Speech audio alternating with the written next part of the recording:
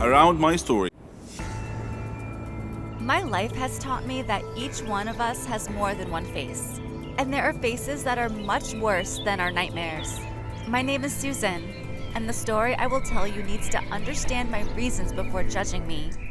When I was in school, I was one of the celebrities that all the kids wanted to be with, including Josh, one of the school bullies, who was obsessed with me and tried to get close to me in every way. But I could not, because I had always rejected him. But also, this was not my reality, which I hid because my family was very poor, and I was embarrassed to show them to my friends or to anyone. And at that time, I became in relationship with my friend Max. And Max was one of the boys that I could call the idiots of the school because he was very mean, and the rest of the students were surprised that I chose him. And despite this, all the students, even the bullies, including Josh, were afraid of Max and could never get close to him, which was strange. The days passed, and I left Max. I left the city with my family, and our financial conditions turned from bad to worse. And one day, when I was leaving the university, a young man in a very cool car stood in front of me and smiled at me without speaking before introducing himself that he is Max, the school friend. He searched a lot until he found my address. Yes, this is strange, but the splendor of his car and the surprise of the situation made me forget everything, and then we became into a relationship again. He was very rich, and his house was like palaces. I was not mainly interested in knowing the source of this money because I knew that Max's father was rich since the school days, and this is not strange. But over time, I noticed his strange behavior. I became sure of my suspicions that there was something strange when I found a large quantity of drugs in one of Max's bags. At first I hid that, but at some point, I told him what I saw and that I knew he was a drug dealer. At that time, he was very calm and told me that each one of us has something to hide, and this was my truth. I was just a girl who had been lying that she was someone else all her life. But I couldn't bear this situation, and that's why I called the police. They came to Max's house and arrested him and his men, except for a group that managed to escape. They gave me a big financial reward because Max was one of the most dangerous wanted drug men, but I lost Max forever. Of course, it was not true love, but this does not prevent that it caused me great pain. I decided to leave all this and go back to my family, but I did not find them and received a message. My family was kidnapped by Max's men, and they asked me to come to a place on the outskirts of the city if I wanted to see them again. Everything collapsed in my mind, and I felt like I was in a nightmare, and there was no solution for me other than to listen to their words and go to that place. There, Max's men came out to me with my family in handcuffs. For a moment, I was about to cry, but I held on.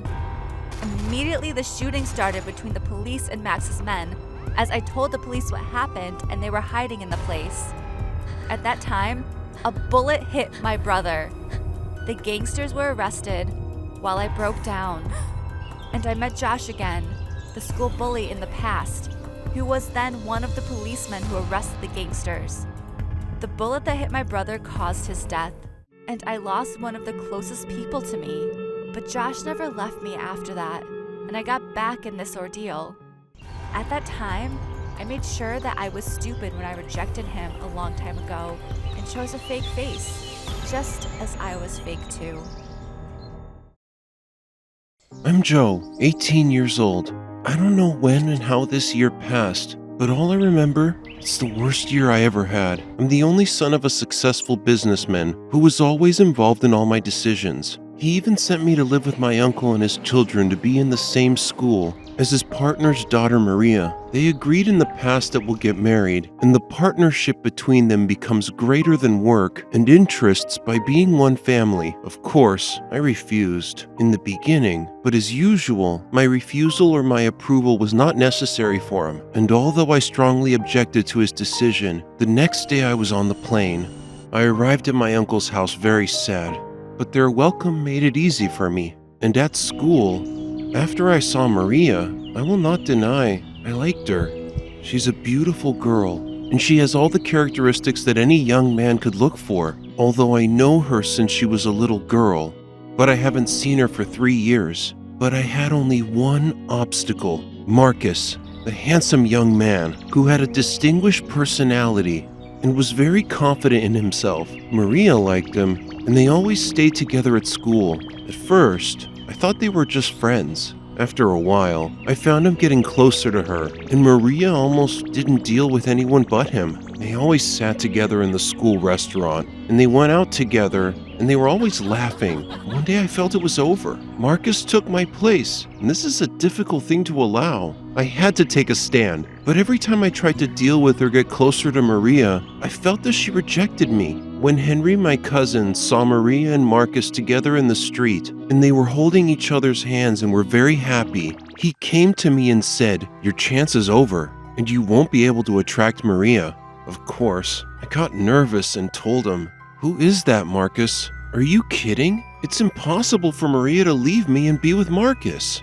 I said it with all arrogance, although I was sure that Maria really loved him and that my chance to reach her heart became impossible unless Marcus was no longer there. At the time, I was thinking about how to get rid of Marcus being around Maria everywhere. Albert told me that I have to act before missing the opportunity. I left them and went to my room thinking, what should I do? Although it was very clear that the handsome German young man, Marcus, with his elegance and charisma, was the one who captured Maria's heart from the moment he came to school, my future and my whole life's success were linked to my relationship with Maria. There was no solution for me except that I try to reach her in any way, whatever. The important thing is I succeed in the end. I got tired of thinking and decided to sleep. As soon as I arrived at school in the morning, I moved quickly and went to talk to her. At first, she was talking like in the days when Marcus was not in our lives. And suddenly, the first time I told her that we are far away and we must be close again, and that she doesn't share anything with us anymore, I found her looking far away. I turned to see what she was looking at. I found Marcus approaching us. I looked at her again to complete my words, but she left me and went without telling me. I was shocked and fixed in my place, trying to control my nerves so as not to hit Marcus, but I couldn't. And when I started moving towards Marcus and Maria, Henry, Albert, and Carter noticed and moved toward me quickly and stopped me. I tried to get him out of the way, but I couldn't. Then they took me and left the school, and at that time I got a call from my dad.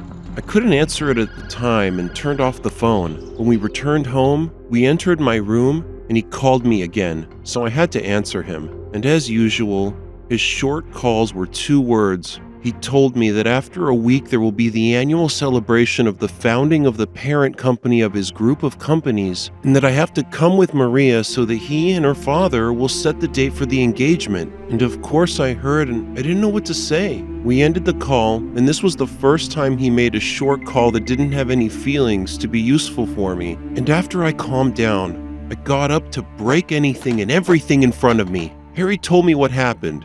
Calm down and tell us, and we'll act. I calmed down and told him that everything is over for me, my life, and my future, which depends on the presence of Maria in my life. And all the plans that he has been making for a long time will be lost because of me. I will be the failed son of a father who spent years building his empire because Maria preferred Marcus over me. Albert suddenly said, "We have to get rid of Marcus." I said, "How?" He said we'll try to make him a problem in the school and expel him from it. And that's how we got rid of him. And of course, no one will know that we're the reason. I told him, I agree. What should we do? Carter interrupted me while I was talking and said, "This will not work, no matter what the problem is. We will not be able to expel him from school because Marcus's father owns the largest percentage of shares in the school." And after we had found a solution to get rid of Marcus, it became clear that the solution would not lead to problems for anyone other than us. We all sat silent and lost hope. It's just a week, and everything will be lost for me because of Marcus. Henry suddenly said the quickest way to get rid of your enemy is to accompany him. We have to get close to Marcus. We all shut up and looked at each other, and I told them, but we have to move according to an exact plan. And none of us make mistakes in anything. In a moment, I had an idea. There will be a car race in 2 days, and we must convince him that we'll participate in it, as if everything was ready, arranged, and waiting for us. Albert said, and will benefit from his participation in the race. What will you benefit from if you win against him? I told him. Who said I would beat him?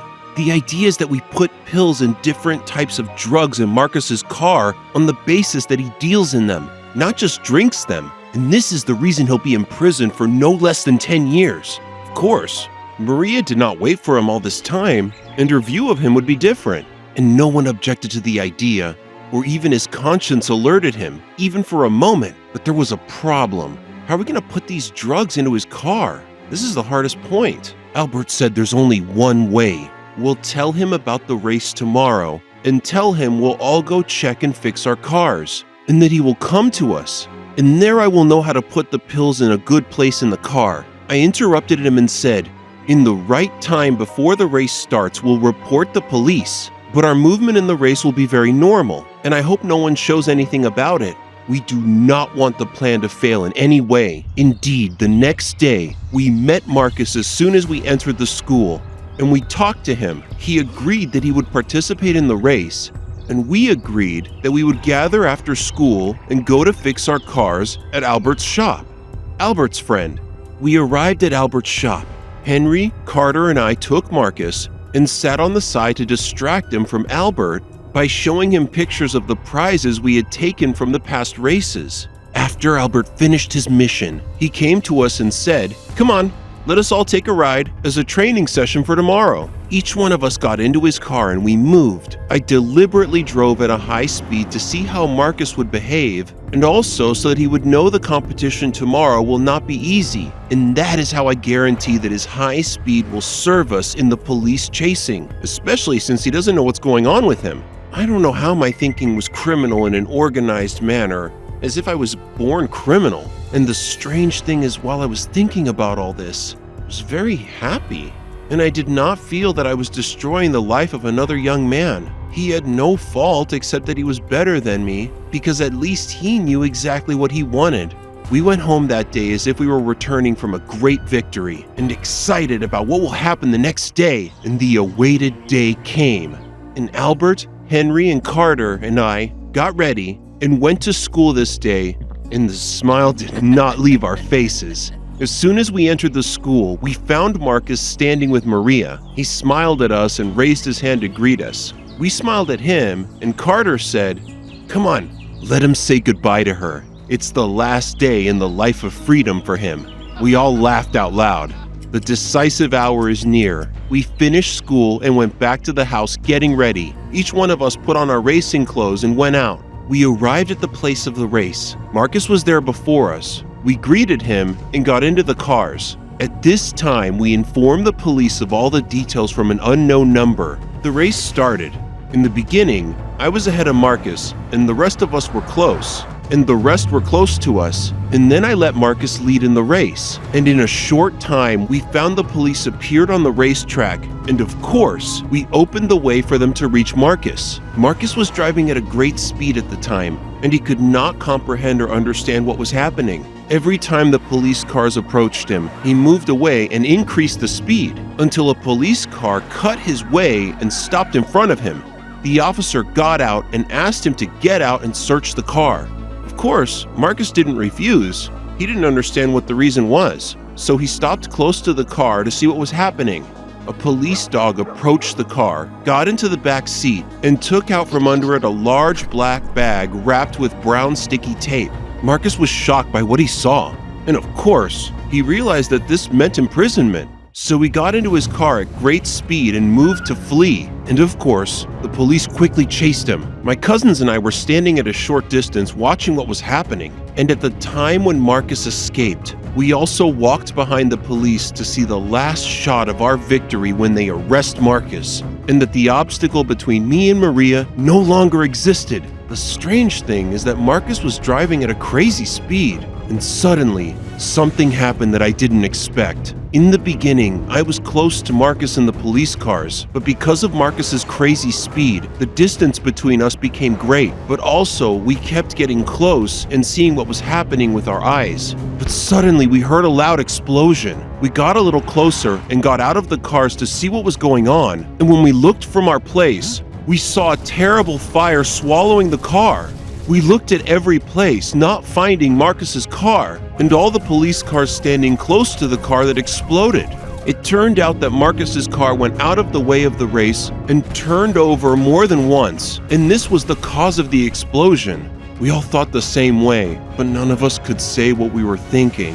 At this time, we heard an officer saying quickly, "Bring the fire extinguishers and control the fire," but it was useless, and I kept screaming and saying, "I'm the reason!" Carter and Henry tried to calm me down, and Albert was not moving from his place. I tried to push them away from me, and I fell to the ground while telling Marcus, "I'm the reason." We all broke down, except for Carter, who was able to control the situation and his feelings. He helped us each get into his car, and we moved after he spoke to Albert so that he would come and take my car and take it back because I wasn't in any condition that would allow me to drive and go home. We had to move quickly and get away from the scene of the accident before the police saw us to ask us why we were there. We all went home, trembling, not realizing what had happened, and I refused to believe what we saw was true. The idea that I became a murderer. Yes, I did not kill by my hands, but the reason is my greed that led to Marcus running away from something that he had no guilt or relationship with. I'm the one who planned everything. I'm the reason. I'm the reason. I kept screaming and saying that. And suddenly, we heard the doorbell ringing. We were sure it was the police and that we were lost. Henry opened the door. He found Maria collapsed and crying. "Tell me, how could Marcus die? He wasn't going to race with you. What exactly happened there?" And we all stood next to each other and looked at her and cried. Suddenly, I found her approaching me, her eyes full of sadness and anger at the same time, and she was screaming at me, telling me, "Joe, that what happened has nothing to do with you." And of course, I couldn't say anything, and she continued her words, "Tell me this did not happen. How did he die so easily and in this horrible way? I'm not even able to see him and bid him farewell." And she broke down. What I was able to do is that I went to my room and kept breaking everything in front of me until I fell unconscious. Since then, I've been waking up screaming, "Fire! Fire!" because of the nightmare that I see every day. The doctor diagnosed my condition as an acute nervous breakdown. At first, my uncle refused to go to the psychiatric clinic because the news would not spread. But after a week of treatment, there was no improvement for my condition. On the contrary, it was getting worse. He had to take me to the clinic. Maybe there would be any improvement, and now I've been there for 3 months. Of course, the annual celebration of the parent company is past. Can you imagine that my father came to me a month after the accident? I was in the hospital. All that I remember from the conversation between us, or more accurately, the reprimand, while I was silent, all that I remember from his words is that I'm a loser son, that I did not know how to succeed, and the only thing he asked of me, I only benefited from his presence in life, and I missed an opportunity from his hand to control the largest percentage of the company's shares. He also knew about Maria's relationship with Marcus, and that I was the reason for the accident. I didn't blame myself for what I did. All he said is that even when I tried to do something right, I failed at it. And he said a lot of words. At the time, my condition still did not allow me to hear everything he said. Despite that, he didn't care about my condition. He left me and went, and since then, he didn't call me even a simple call. And at the time I was in the hospital, I did not know what was happening, and there was only one nightmare in my life. Marcus was pulling me into the fire with him while I was trying to escape,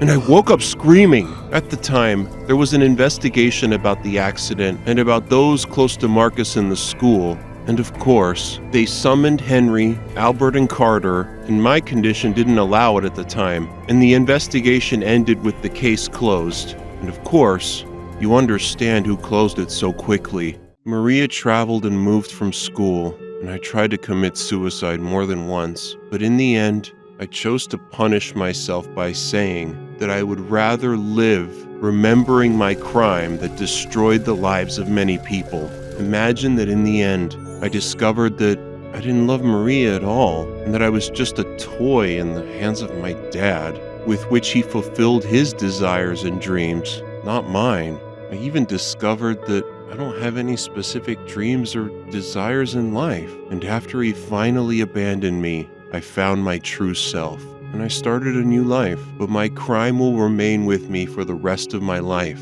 It can be exposed at any time, and I and my cousins will take our punishment, the punishment we had prepared for Marcus from the beginning, without him committing any crime. The Curse of Money. I am Andrew, 20 years old, and I have everything you can imagine, or even what you cannot imagine in life. I reach everything I dream of or desire. Life is very easy for me because everything has its cost. My life is a great pastime, betting on anything and everything.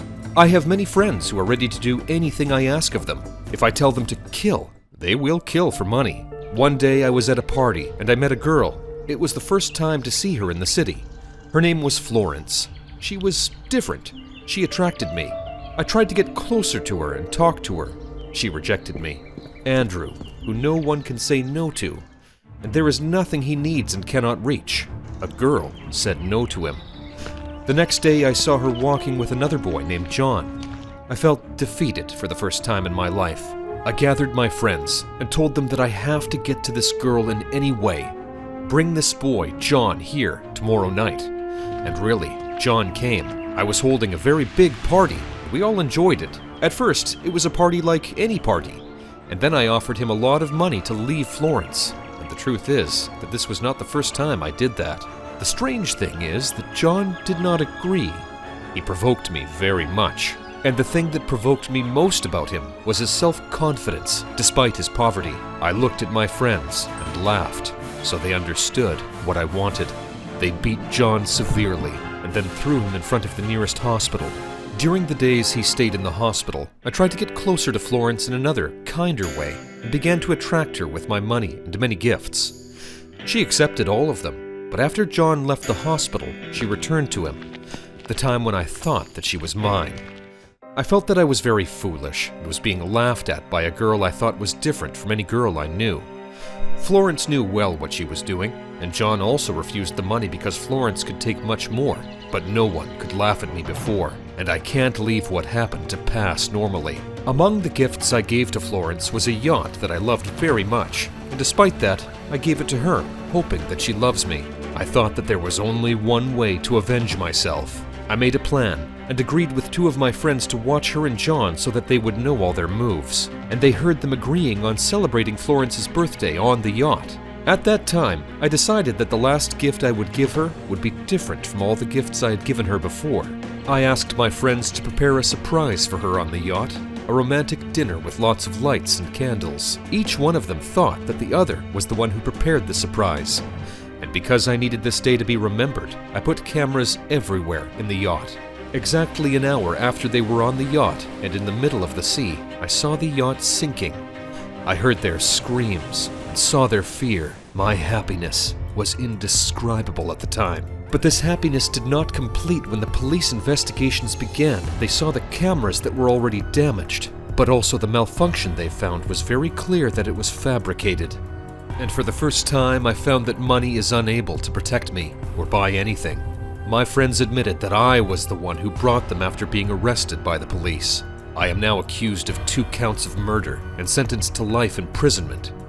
Of course, I am sad about my life that will be wasted in prison, but I do not regret what I did because they deserve to die. Do you think I am wrong that I avenged myself?